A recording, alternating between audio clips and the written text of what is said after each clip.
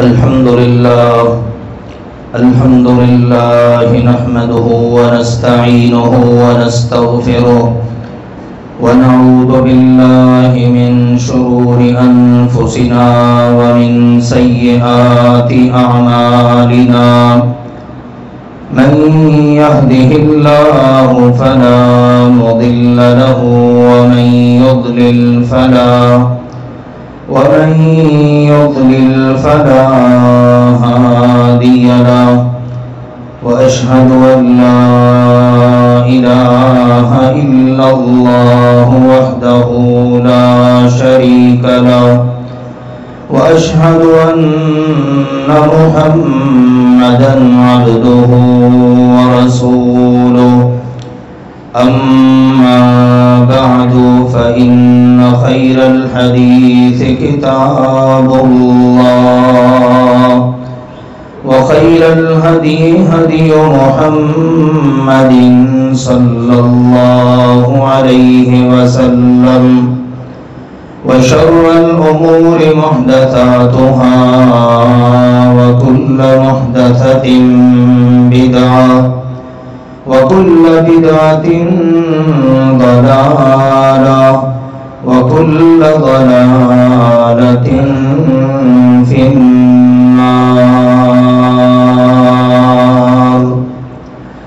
يا أيها الذين آمنوا اتقوا الله حق تقاته ولا تموتن إلا وأنتم مسلمون.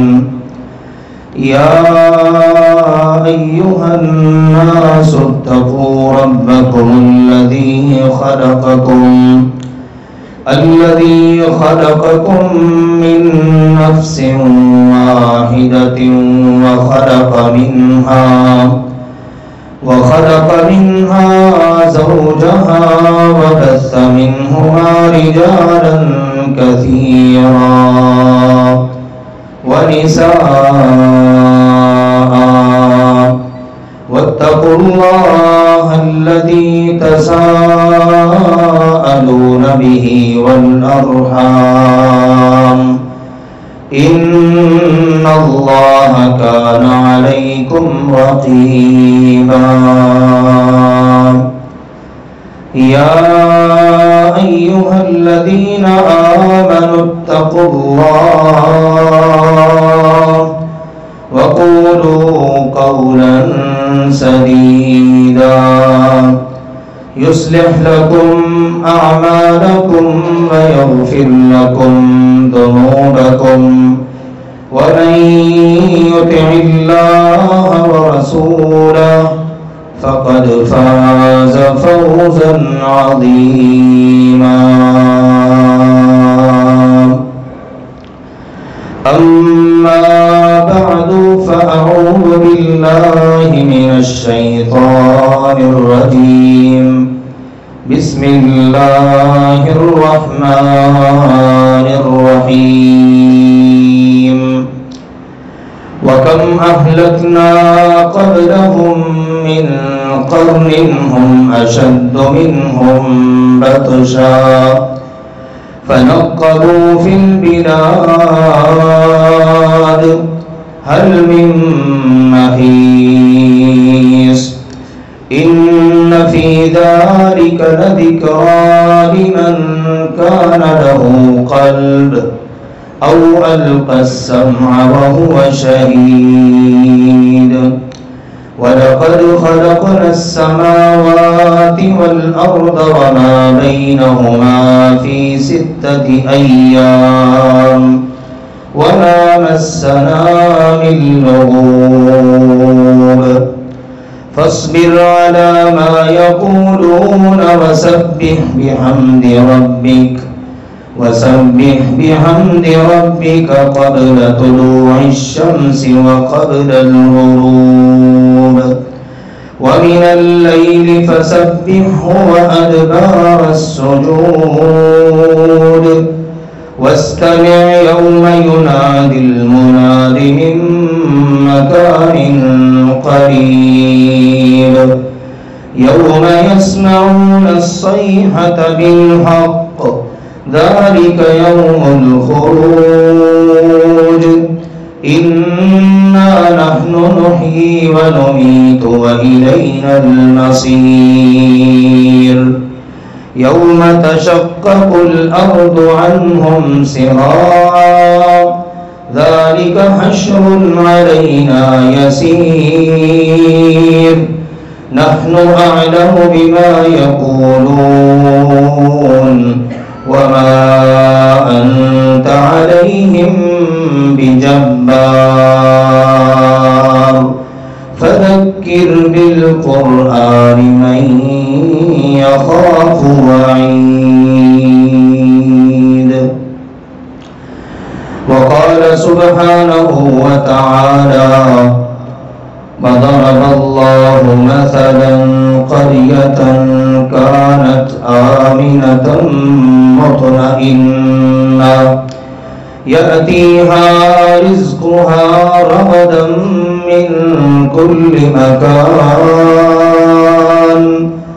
فكفرت بأنعم الله فأذاقها الله لباس الجوع والخوف بما كانوا يصنعون ولقد جاءهم رسول منهم فكذبوه فأخذهم العذاب وهم ظالمون فكلوا مما رزقكم الله حلالا طيبا واشكروا نعمة الله إن كنتم إياه تعبدون. وضرب الله مثلا قرية اور اللہ تعالی نے ایک بستی کی مثال بیان فرمائی کانت آمنة مطمئنہ بڑی امن والی اور بڑی ہی مطمئن یأتیہا رزقہا رغدا من کل مکان اس کے ہاں اس کا رزق ہر جانب سے پہنچتا فکفرت بانعم اللہ لیکن اس بستی کے باسیوں نے اللہ کی نعمتوں کی ناقدری ناشکری کی فَأَذَاقَهَا اللَّهُ لِبَاسَ الْجُوعِ وَالْخَوْفِ بِمَا كَانُوا يَصْنَعُونَ تو اللہ تعالی نے ان کے کرتوتوں کی وجہ سے انہیں بھوک اور خوف کا لباس پہنا دیا وَلَقَدْ جَاءَهُمْ رَسُولٌ مِّنْهُمْ اور البتہ تحقیق ان کے پاس انہی میں سے ایک پیغام پہنچانے والا ایک رسول آیا فَكَذَّبُوا لیکن انہوں نے اس کو بھی جھٹلا دیا فَأَخَذَهُمُ الْعَذَابُ وَهُمْ ظَالِمُونَ اللہ تعالی نے انہیں پکڑ لیا اس حال میں کہ وہ ظالم تھے فَكُلُوا مِمَّا رَزَقَكُمُ اللَّهُ حَلَالًا طَيِّبًا پس اے بچ رہنے والو تم اللہ کا دیا ہوا رزق حلال پاکیزہ کھاؤ واشکروا نعمت اللہ اور اللہ کی نعمتوں کا شکر ادا کرو ان کنتم ایاہ تعبدون اگر تم صرف اسی اللہ کی عبادت کرتے ہو. اللہ ذوالجلال والاکرام نے انسانوں اور جنوں کو اپنی عبادت کے لیے پیدا کیا ہے. انسان کو ساری مخلوق میں سب سے مرکزی حیثیت حاصل ہے۔ اللہ تعالیٰ کی وحی میں بار بار خطاب انسان سے ہی کیا گیا ہے۔ انسان کو ہی کہا گیا کہ ساری کائنات، آسمانوں کی مخلوق، زمین کی، اللہ تعالیٰ نے تمہارے لیے مسخر کر دی۔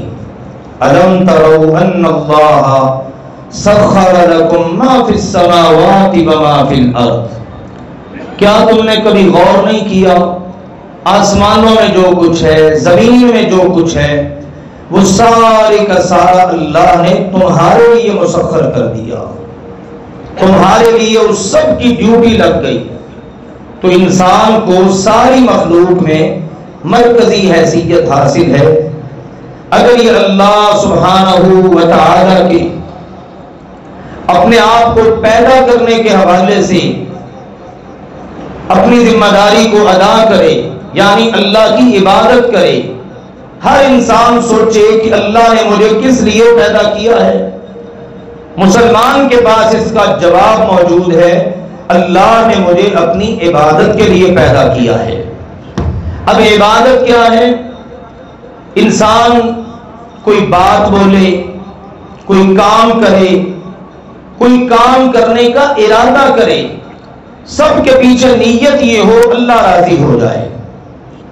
پیدا اللہ نے کیا ہے، زندگی کا مالک اللہ ہے، نعمتیں اس کی استعمال کر رہا ہوں، جانا اس کے پاس ہے، جواب اس کو دینا ہے، کٹہرے میں کھڑا کر کے سوال اس نے کرنا ہے، کامیابی ناکامی سب اس کے ہاتھ میں ہے۔ تو میں اپنی زندگی بھر کوئی بھی بات کہوں، کوئی پروگرام بناؤں، کوئی ارادہ کروں کچھ کرنے کا یا کچھ کروں، سب کے پیچھے یہی ہونا چاہیے بس وہی ذات راضی ہو جائے۔ یہ ہے عبادت۔ اب آپ ذرا غور کیجئے، جو لوگ اپنے مقصد زندگی کو پورا کرتے ہیں وہ حق رکھتے ہیں کہ اس زمین پر زندہ رہیں۔ اللہ سبحانہ و تعالی اپنی وحی کے ذریعے ہمیں بتاتا ہے کہ ایسے لوگوں پر پھر اللہ سبحانہ و تعالی اپنی نعمتوں کی بارش کرتا ہے۔ اللہ تعالیٰ ان کو زمین کا وارث بنا دیتا ہے، اللہ تعالیٰ ان کے رزق کو کشادہ کر دیتا ہے، اللہ تعالیٰ ان کا ڈر خوف، ادھر سے کچھ نہ ہو جائے، ادھر سے دشمن کا حملہ نہ ہو جائے، سب ختم کر دیتا ہے۔ بھوک، فقیری، یہ اسی طرح سے کلاش ہو جانا، کنگال ہو جانا، سب اللہ سبحانہ و تعالی ختم کر دیتا ہے۔ لیکن جو لوگ اپنے مقصد زندگی کو پورا نہ کریں، بے مقصد زندگی گزاریں، اپنے پیدا کیے جانے کے مقصد کو ہی نہ سمجھیں، پھر اللہ سبحانہ و تعالی ایسے لوگوں کو اٹھا کے ڈسٹ بن میں پھینک دیتا ہے، دنیا میں بھی اور آخرت میں بھی۔ بالکل آپ دیکھیے نا، غور کیجئے، ہمارے پاس چیزیں ہوتی ہیں، جب تک ان چیزوں کا مقصد پورا ہو، گھر کی چیز ہے تو گھر کی زینت بنی رہے گی، ہمارے وجود کی چیز ہے وجود کی زینت بنی رہے گی۔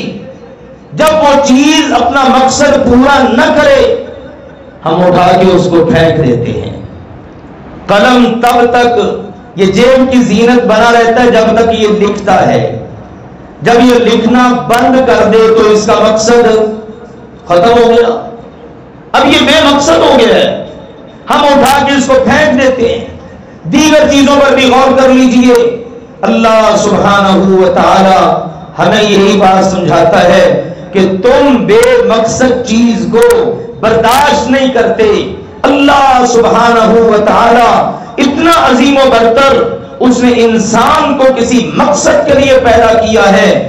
یہ انسان اگر اپنی زندگی کے مقصد کو پورا نہ کرے، بے مقصد زندگی گزارے، تو پھر اللہ سبحانہ و تعالی بھی اس کو اٹھا کر کوڑے دان میں پھینک دیتا ہے۔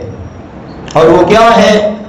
دنیا کے اندر اللہ کی طرف سے گرفت، عذاب، پکڑ، کبھی زمین شک ہو گئی، پھٹ گئی، زلزلہ آ گیا، آسمان سے پتھروں کی بارش ہو گئی، تیز آندھی چلی، پانی اپنی حدوں سے باہر نکل گیا، سب کچھ اجاڑ کے رکھ دیا۔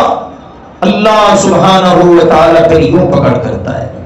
یہ جو میں نے ابھی آیات پڑھی ہیں ابتدا میں سورۃ النحل کی، اس میں اللہ تعالیٰ نے دونوں طرح کے لوگوں سے بات کی ہے۔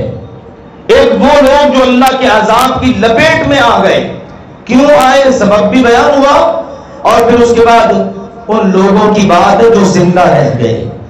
بھئی تم زندہ ہو، تم بچ گئے، اب تم ذرا غور کرو کہ تم نے کیا کرنا ہے۔ تم نے اللہ کی نعمتوں کی قدر کرنی ہے، اور اللہ نے تمہیں اپنی عبادت کے لیے پیدا کیا ہے، اس کی عبادت بجا لاؤ، دنیا میں بھی گرفت اور پکڑ سے بچ جاؤ گے، آخرت میں بھی بچ جاؤ گے۔ اور یہ پیغام ہمیں قرآن پاک میں جا بجا ملتا ہے۔ سورۃ قاف کی آپ تلاوت الحمدللہ تھوڑا تھوڑا اس کو سنتے ہیں جمعے کے موقع پر۔ اللہ سبحانہ و تعالی نے اتفاق سے جو آج میں نے آیات پڑھی ہیں سورہ قاف کی، ان کے اندر اللہ تعالیٰ نے یہی بتایا نا کہ دیکھو کتنی بستیاں دنیا میں تم سے پہلے بھی آباد تھیں، بڑی انہوں نے ترقی کی، لیکن جس وقت اللہ کی نافرمانی پر اترے، باغی بنے، اللہ کو للکارا، تو پھر اللہ کے عذاب کے مقابلے میں لمحہ بھر بھی نہ ٹھہر سکے۔ جمعے والے دن خطبہ جمعہ کے موقع پر یہ پیغام ہمیں بار بار سننے کو ملتا ہے۔ نبی اکرم جب یہ سورت پڑھتے تقریباً زندگی کا ساری کا خلاصہ سامنے آ گیا۔ اسی میں یہ آیت ہے، اللہ نے فرمایا وَكَمْ أَهْلَكْنَا قَبْلَهُمْ مِنْ قَرْنٍ هُمْ أَشَدُّ مِنْهُمْ بَطْشًا فَنَقَّبُوا فِي الْبِلَادِ هَلْ مِن مَّحِيصٍ۔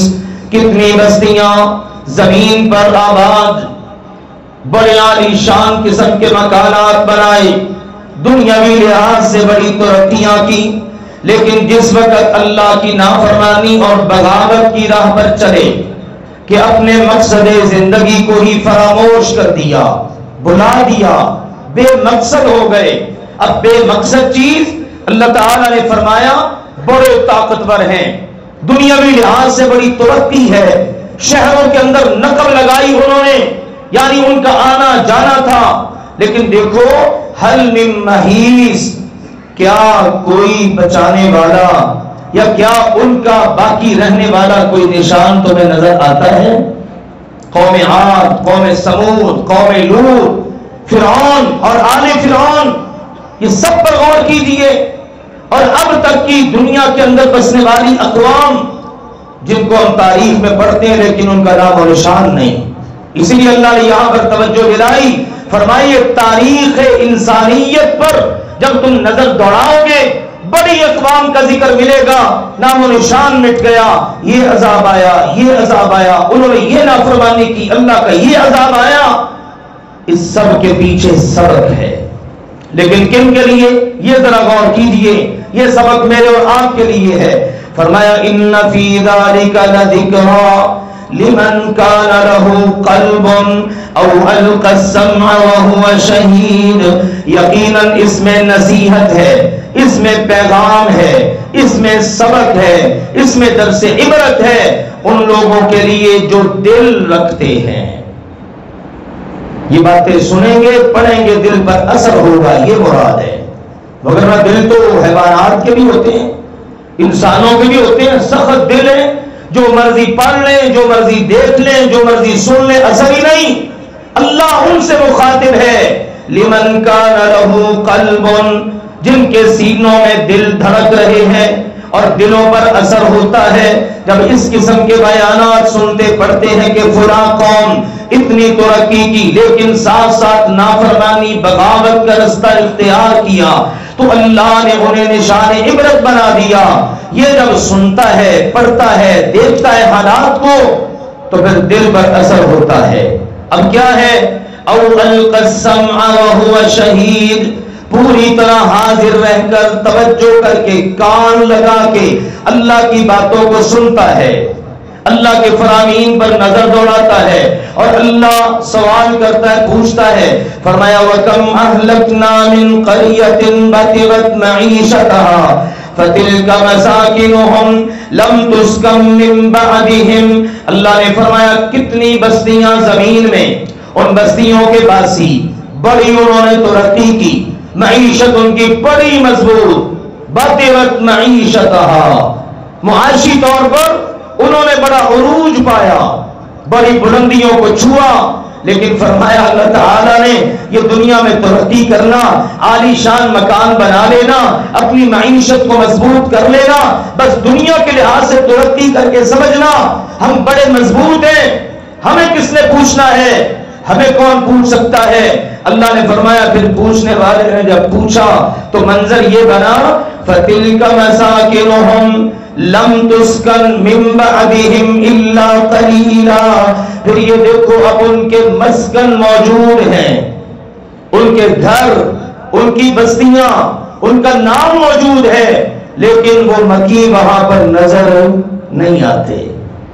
مٹ گئے نامیوں کے نشان. کیسے کیسے اللہ سبحانہ و تعالی نے ان نامی گرامی قسم کی اقوام کو نشان عبرت بنا دیا. جگہ باقی ہے، مکین نہیں، نشان عبرت بن گئے. فرمایا وَكُنَّا نَحْنُ الْوَارِثِينَ، حقیقی وارث تو ہم ہیں نا. اللہ ہی وارث ہے، بنانے والا بھی وہ ہے، پیدا کرنے والا بھی وہ ہے، اور بے مقصد زندگی گزارنے والوں کی پکڑ کرنے والا بھی وہ ہے. پھر اس نے کہا میرا اصول یہ ہے، میں قوم کے اندر اپنا رسول بھیجتا ہوں، وہ قوم کو بتاتا ہے، میرا پیغام پہنچاتا ہے. اللہ نے کبھی ایسے نہیں کیا بغیر بتائے اللہ نے پکڑ کر لیو، نہیں. فرمایا وَمَا كَانَ رَبُّكَ مُهْلِكَ الْقُرَىٰ حَتَّىٰ يَبْعَثَ فِي أُمِّهَا رَسُولًا. اللہ نے فرمایا کتنی بستیاں کہ ان بستیوں کے اندر ہم نے اپنے رسول بھیجے. مرکزی بستی کے اندر رسول آتا، ساری اردا گرد کی بستیوں کی طرف بھی وہی اللہ کا رسول. اللہ کا رسول آ کے بتاتا یہ اللہ کی پسند، یہ اللہ کی ناپسند، اللہ اس سے راضی ہوتا ہے، اللہ اس سے ناراض ہوتا ہے، یوں عمل کر کے اللہ کو راضی کر لو، ان اعمال سے بچ کے اپنا دامن بچا لو، اللہ کی پکڑ سے بچ جاؤ. اللہ نے فرمایا یتلو علیہم آیاتنا، ہمارا رسول ہماری آیات ان کو پڑھ کر سناتا، تلاوت کرتا. لیکن حالت کیا؟ بستیاں ظلم کی راہ پہ چلتی رہیں، ظلم کا رستہ انہوں نے نہ چھوڑا. تو اللہ نے بھی پھر فرمایا وَمَا كُنَّا مُهْلِكِ الْقُرَىٰ إِلَّا وَأَهْلُهَا ظَالِمُونَ. جب کسی بستی کے اندر ظلم اپنی حدود کو کراس کر جائے، حد سے بڑھ جائے، ہر معاملے میں ظلم، تو پھر اللہ اس بستی کے باسیوں کو ہلاک کر دیتا ہے. ذرا غور کیجئے نا، اللہ تعالیٰ کے حق سے لے کر ظلم وہاں سے شروع ہوتا ہے. جتنی بھی اس کے متعلق آیات پڑھیں گے نا، اللہ نے یہ مین ایک کلمہ استعمال کیا. جو شروع میں نے آیات پڑھی ان میں بھی یہی نا کہ ہم نے ان کو ہلاک کر دیا. فَأَخَذَهُمُ الْعَذَابُ، ان کو اللہ کے عذاب نے پکڑا. وَهُمْ ظَالِمُونَ، چونکہ وہ ظالم تھے. ظلم کیا ہوتا ہے؟ وَضْعُ الشَّيْءِ فِي غَيْرِ مَحَلِّهِ، کسی چیز کو اس کے نامناسب مقام پہ رکھنا، اس کا مقام ہی نہیں بنتا، آپ اس کو اس کے غیر مناسب مقام پہ رکھ دیں، یہ ظلم ہے. عبادت کس کی کرنی ہے؟ اللہ کی. اب اللہ کو چھوڑ کر کسی اور کی عبادت کریں تو آپ نے عبادت کو اس کا مقام نہ دیا، تو یہ پھر کیا ہوا؟ ظلم ہوا. اور یہ سب سے بڑا ظلم ہے. سارے ظلم اس کے نیچے ہیں. پیدا اللہ نے کیا ہے، اس کی عبادت کی بجائے آپ کسی اور کی عبادت کرتے پھریں.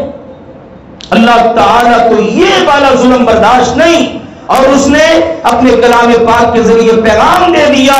لقمان علیہ السلام بیٹے کو کہتے ہیں یا بنیا، اے میرے پیارے بیٹا، لا تشرک باللہ، اللہ کے ساتھ شرک نہ کرنا. ان الشرک لظلم عظیم، شرک سب سے بڑا ظلم ہے. آپ دیکھیے آج ہمارے معاشرے میں شرک ہوتا ہے اور اس حد تک پہنچ چکا ہے. یہ اسی ہفتے کی بات ہے، سیلاب آیا ہوا ہے پاکستان میں، 3 کروڑ سے زائد انسان متاثر ہیں۔ یہ منچر آباد اس ایریے کے اندر ایک صرف دربار کو بچانے کے لیے انہوں نے سیلاب کے پانی کا رخ موڑ دیا کہ بستیاں ڈوبتی ہیں ڈوب جائیں پر دربار کو نقصان نہ پہنچے، زندہ ڈوبتے ہیں ڈوب جائیں، لیکن یہ جو بنایا ہوا دربار اس کو پانی ٹچ نہ کرے۔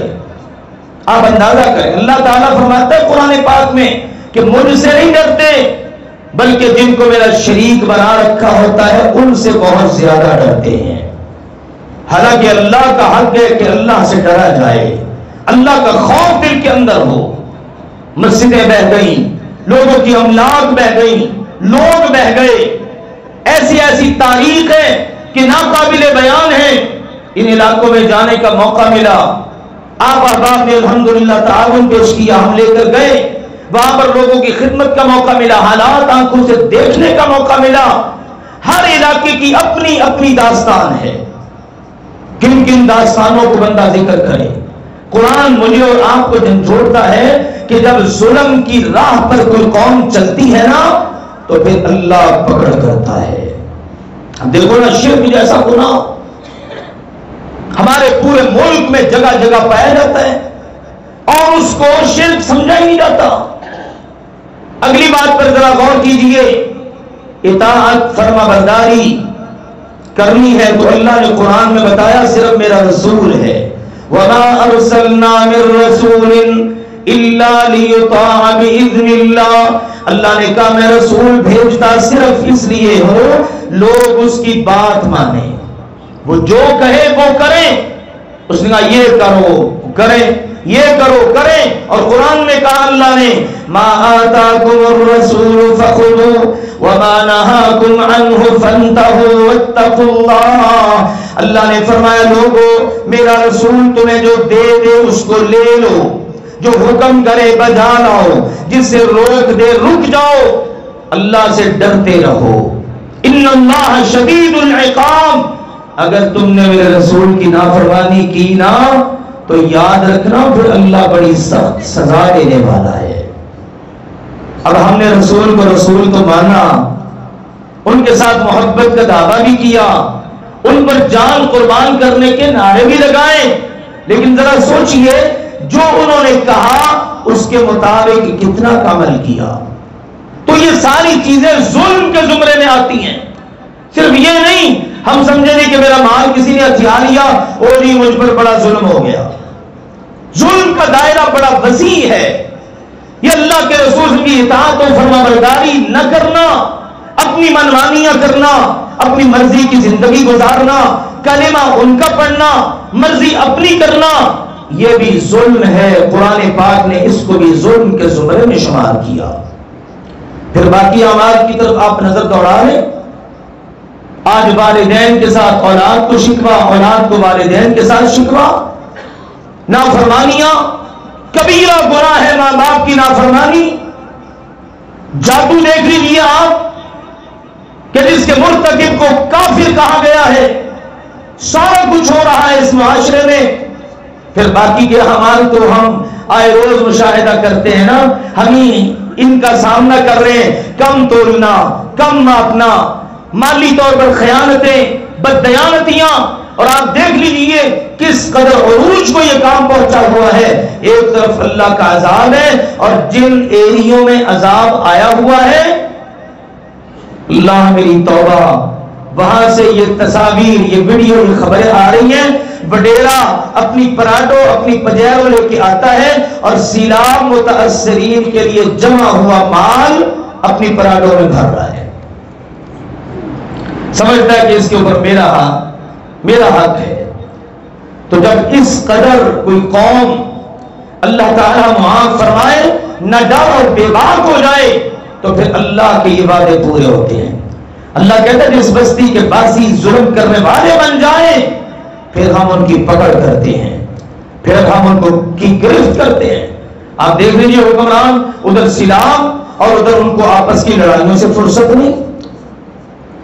3 کروڑ پاکستانی متاثر، 3 صوبے متاثر اور ان صوبوں پر بننے والے حکمران سیاستدان آپس کی لڑائیوں میں مدد. یہ اللہ کا عذاب ہے. جنہوں نے پوچھنا تھا، جنہوں نے پرسان حال بننا تھا، وہ جناب اپنی لڑائیوں میں مگر. تو آئیے ذرا اللہ کی اس بات پر غور کیجئے. اللہ مجھ سے اور آپ سے کہتا ہے کہ بھئی تم زندہ ہونا، بچ گئے ہونا، تم کم از کم با مقصد زندگی گزارو، اللہ کا شکر ادا کرو، اللہ کی عبادت بجا لاؤ، اللہ کی فرما برداری پر آ جاؤ. اور اللہ کے ایک محبت بڑا پیغام بھی ہے. جانے والے بیچارے چلے گئے، مصیبت کا شکار لوگ مصیبت میں گرفتار ہیں، وقت گزر رہا ہے، ہر گزرتے دن کے ساتھ مشکلات بڑھ رہی ہیں.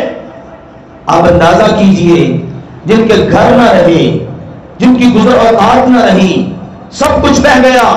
ہم یہ گئے بری کوٹ کے ایریے میں تو وہاں پر وہ منظر دیکھا، حالات دیکھے، پوری بستی ایک آباد ہے، دریا الگ بہ رہا ہے. دریا نے اس قدر اس کے اندر طغیانی آئی، بڑے بڑے پتھر اس کے اندر. دیکھنے والے بتاتے ہیں پتھر اس طرح آ رہے تھے جیسے گولی سی کی رفتار ہوتی ہے، اتنی شدت کے ساتھ. اور وہ دریا بہتے بھی بڑے زور و شور اور تیزی کے ساتھ ہیں. یہ دریا چلا اور وہ ساری کی ساری بستی کو اس نے اپنا رخ ہی بدل لیا. ساری سڑک، سارا ایریا مکمل طور پر وہ اپنے ساتھ بہا کر لے گیا اور صاف شفاف وہاں پر زمین کو چھوڑ دیا. ساری کی ساری بستی بہ گئی. آگے سکول ہے، حالانکہ آپ کو پتا ہے یہ دریا میں تو نہیں یہ چیزیں بنی ہوتی. یہ بھی ہمارے ہاں یہاں پر جو لوگ رہتے ہیں طرح طرح کی باتیں کرتے ہیں، دریاؤں میں انہوں نے جگہ بنائی ہوئی، ایسا کچھ نہیں، بالکل سائڈ پر محفوظ.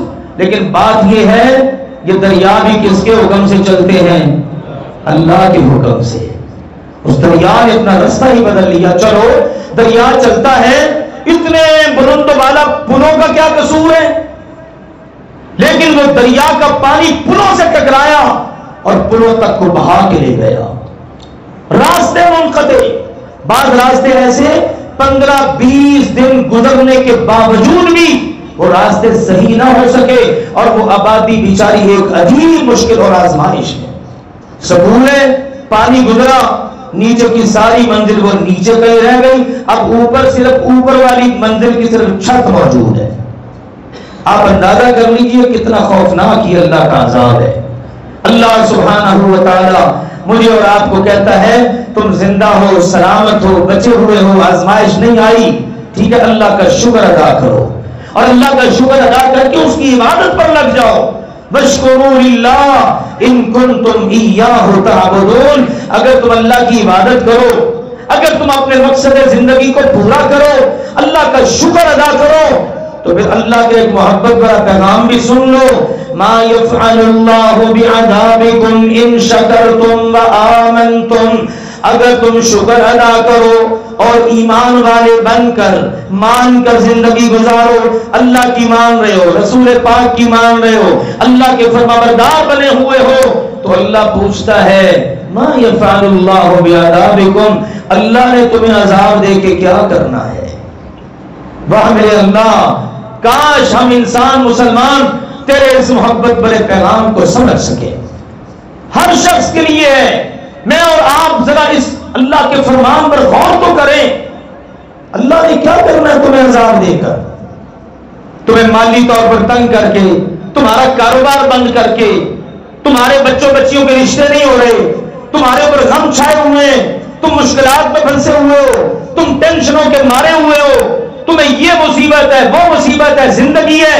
بعض لوگ آتے کہتے نہیں، دل تو کرتا ہے خودکشی کر لیں، ہے نا، اتنی کیوں نہیں تکلیف دہ زندگی ہے. اللہ پوچھتا ہے ما یفعل اللہ بعذابکم، یہ سب اللہ کی طرف سے ہے نا.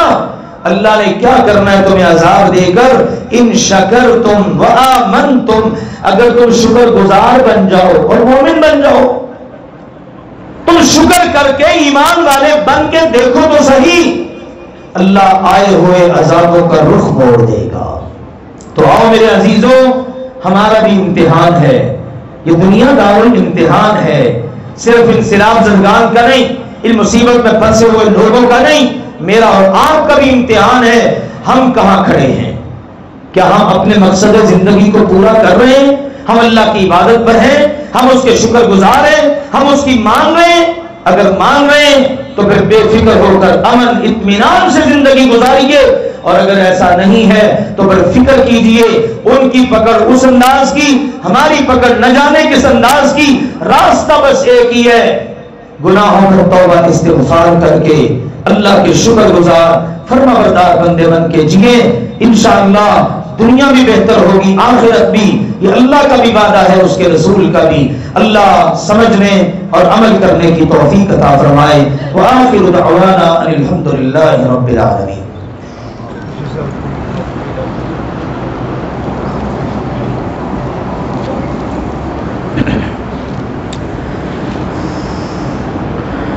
الحمد لله نحمده ونستعينه ونستغفره ونعوذ بالله من شرور أنفسنا ومن سيئات أعمالنا من يهده الله فلا مضل له ومن يضلل فلا هادي له وأشهد أن لا إله إلا الله وحده لا شريك له وأشهد أن محمدا عبده ورسوله أما بعد فإن خير الحديث كتاب الله وخير الهدي هدي محمد صلى الله عليه وسلم وشر الأمور محدثاتها وكل محدثة بدعة وكل بدعة ضلالة وكل ضلالة في النار أما بعد۔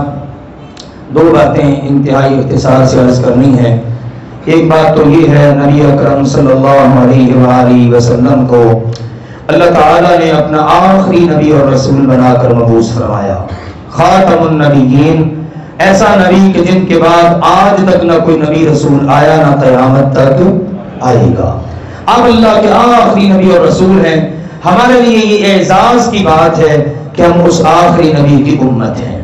ان کے بعد کسی بھی رنگ کے اندر کوئی بھی اپنے آپ کو نبی کہے، رسول کہے، نبی کا سایہ کہے، نبی کا نمائندہ کہے، نبی کا عکس کہے، ہم ایسے کسی بھی دجال اور کذاب کو تسلیم کرنے کے لیے تیار نہیں ہیں۔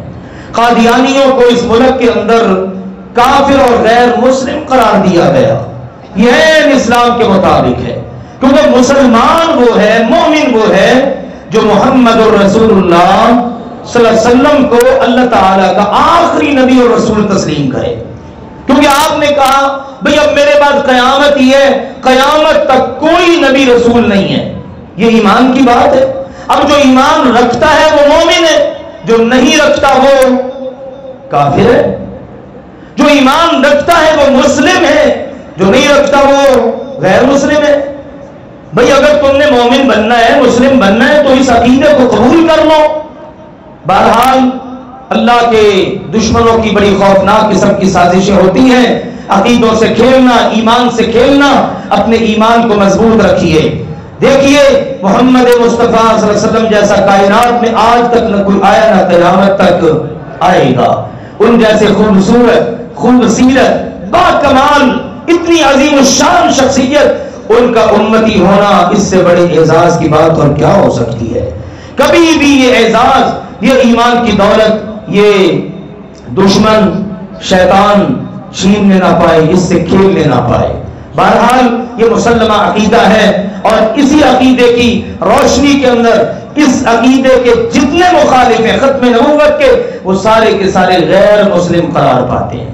مسلمان وہ ہے جو محمد صلی اللہ علیہ وسلم پر ایمان رکھتا ہے، جس نے مرزا غلام احمد قادیانی کو یا اس جیسے دیگر کو رسول تسلیم کرنا ہے، نبی تسلیم کرنا ہے، یا دیگر جو الفاظ کا ہیر پھیر کر کے کئی طرح کی باتیں کرتے ہیں وہ کرنا ہے، تو ظاہر ہے اس کا ایمان محمد مصطفیٰ صلی اللہ علیہ وسلم پہ نہ ہوا، اللہ کے رسول پہ ایمان تو اس کا نہ ہوا، اس کا ایمان تو پھر مرزا پہ ہوا یا اس جیسی دیگر شخصیات پہ۔ اس لیے ایمان اور اسلام اس کا تقاضا یہ ہے محمد الرسول اللہ صلی اللہ علیہ وسلم کو اللہ کا آخری نبی اور رسول تسلیم کر کے انہی کے نقش قدم پر زندگی گزاری جائے۔ دوسری بات میرے عزیزوں جس کا میں نے آپ کو بتایا، آپ احباب کی طرف سے الحمدللہ تعاون ہمارے پاس پہنچا، وہ کچھ اشیاء کی شکل میں بھی تھا، اسی طرح سے کچھ نقدی کی شکل میں تھا، تو اللہ تعالیٰ نے توفیق عطا فرمائی۔ الحمدللہ ہم یہاں سے ٹرک لے کر گئے، ان میں سامان لوڈ کیا، تو الحمدللہ وہاں پر اللہ کی توفیق سے 7 ٹرکوں کا اللہ تعالیٰ نے بندوبست فرما دیا. تو الحمدللہ وہ سارے مختلف جگہوں پر تقسیم کیے. ایک جگہ میں بستی میں پہنچا 160 گھرانوں پر مشتمل بستی. تو میں جب وہاں پہنچا احباب لے کر گئے تو بالکل نام و نشان مٹا ہوا، یعنی بالکل بستی تباہ، کوئی ایک مکان بھی سلامت نہیں. ایک مکان کی چند دیواریں تھیں بالکل خستہ قسم کی، درمیان میں پانی تھا، جوہر بنا ہوا، اور وہاں پر لوگ بیچارے بیٹھے ہیں، غم کی تصویر بنے ہوئے. یہ حالات بنے ہیں بعض میدانی علاقوں کے، اور جو پہاڑی علاقے ان میں تو پوری کی پوری بستیاں ہی پانی کاٹ کر لے گیا. واضح طور پر محسوس ہوتا ہے، وہاں کے احباب نے بھی ذکر کیا کہ یہ پانی نہیں تھا، پانی کے اندر ریت اور پتھر. ایک جگہ ہم گئے، وہ بالکل چھتیں ہو گئی، شتیر نکلے ہوئے، بالے باہر نکلے ہوئے، اندر داخل ہوئے تو چھتوں تک ریت پہنچی ہوئی ہے، ریت ہی ریت ہے، یعنی ناقابل رہائش وہ جگہ بن گئی. یہ صورتحال وہاں کی. بہرحال کہتے ہیں کہ 10-10 فٹ تک پانی گزرا، وہ پانی اب بھی موجود ہے. بہت ساری بستیوں کا ابھی بھی زمینی راستہ ٹوٹا ہوا ہے. اللہ تعالیٰ سے دعا بھی کرنی چاہیے، اور ابھی بہت سا کام کرنے والا باقی ہے. فی الوقت تو راشن کی طرف توجہ ہے، پھر آگے سردی کا موسم ہے، اس وقت وہاں بخار، اس کے بھی اثرات ہیں، ڈینگی کا مسئلہ ہے، مچھر دانیوں کی ضرورت ہے، خیموں کی ضرورت ہے، راشن برتن تک بیچاروں کے پاس نہیں رہے. ہمارے بہت سارے احباب ہیں اپنے اپنے طور پر سامان تیار کیا، بعض نے ایسے سامان بھی دیا جس کی ضرورت ہی نہیں. بھئی وہاں پر ضرورت ہے ان کو اس وقت خیموں کی، سب سے بڑی ضرورت، پھر مچھردانیوں کی، پھر نیچے بچھانے کے لیے کوئی چٹائی ہو جائے، اوپر لینے کے لیے کوئی چادر ہو جائے، ٹھیک ہے نا، بستر وغیرہ آپ کہہ لیں. راشن کی ضرورت ہے، لیکن راشن پکائیں کس میں، رکھیں کس میں، برتن نہیں ہے، برتنوں کی ضرورت ہے. آگ جلانے کے لیے جگہ میسر نہیں، سلنڈر کی ضرورت ہے. تو بہت سارے احباب نے ان چیزوں کو بھی ماشاءاللہ پورا کیا، اللہ نے توفیق دی. آپ ذرا اندازہ کر لیں، ہم نے وہاں پر جو دیکھا، ایسے ایسے لوگوں کو دیکھا جو اپنے علاقے کے چودھری تھے. یہ کون ہے جی؟ یہ اس یونین کونسل کا جناب، یہ کونسلر تھا، یہ چیئرمین تھا، لیکن آج وہ لینے والوں کی صف میں کھڑا ہے. ایک جگہ ہم نے علماء کرام وہاں کے علاقے کے ان کا حال احوال پر 31 علماء میں جو علاقے بھر کے تھے گھر گر گئے، متاثر ہوئے شدید. ہم نے کہا چلو علماء یہ انبیاء کے بارے سے ہم نے جناب ان میں راشن تقسیم کرنا ہے. ان سب کو بلایا گیا.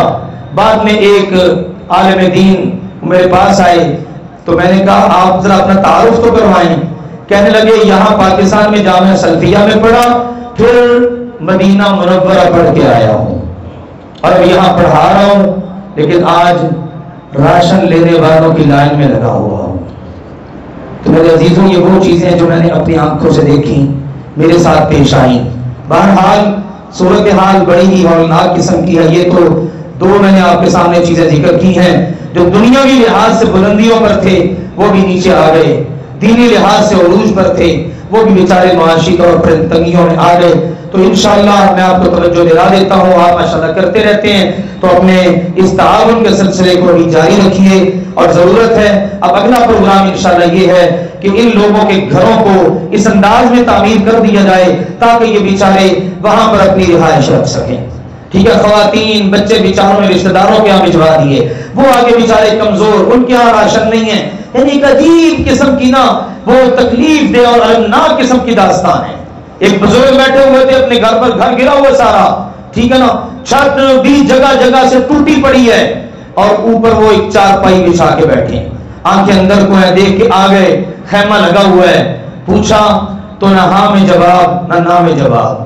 خاموشی نے بہت کچھ بتا دیا کہ اس بزرگ کا اس عمر کے اندر زندگی بھر کا سرمایہ پانی کی لہریں لے گئیں، اور آج یہ بیچارہ دکھ کی تصویر اور داستان بنا ہوا ہے. بول بھی کچھ نہیں سکتا، بتا بھی کچھ نہیں سکتا، اس قدر غم کا شکار ہے.